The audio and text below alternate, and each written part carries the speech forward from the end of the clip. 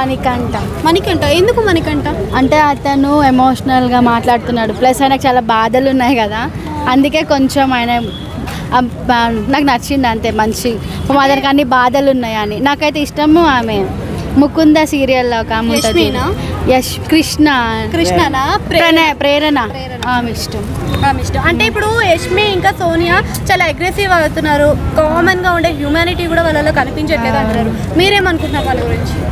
అంటే అట్లా ఉండొద్దు ఫస్ట్ బిగ్ బాస్లో అయితే. కానీ అంటే ఇప్పుడు ఆ బాబు చెప్పిండు కదా మణికంఠ అనేటోడు, అతను చెప్పినప్పుడు కూడా ఈమె ముకుందా ఉంటుంది చూడు, ఆమె ఏమన్నదంటే ఎమోషనల్ డ్యామేజ్ చేయొద్దు అన్నది.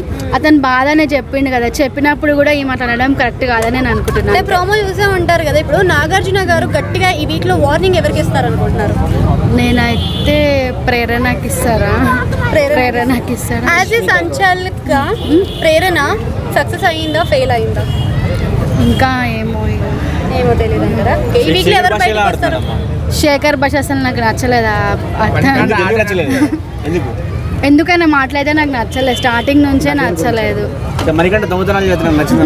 అసలు చూడలే మణికంఠ దొంగతనం చేసి. గురించి కూడా గొడవలు అయినాయి కదా, దాని గురించి మీరు ఏమనుకుంటున్నారు? ఇంకా చాలా క్వశ్చన్స్. నబిల్ అంటే వరంగల్ అబ్బాయా? ఇంకా ఆపండి, ఇంకా చెప్పండి. టాప్ 5 ఎవరు ఉంటారు చెప్పేసి. టాప్ 5 నిఖిల్ ఉంటాడా? నిఖిల్, విష్ణు ఉంటుంది అనుకుంటున్నా. విష్ణు ఉంటుంది కానీ ఇంకొక ఆమె పేరు తెలియదు. ప్రేరణ కూడా కాదు.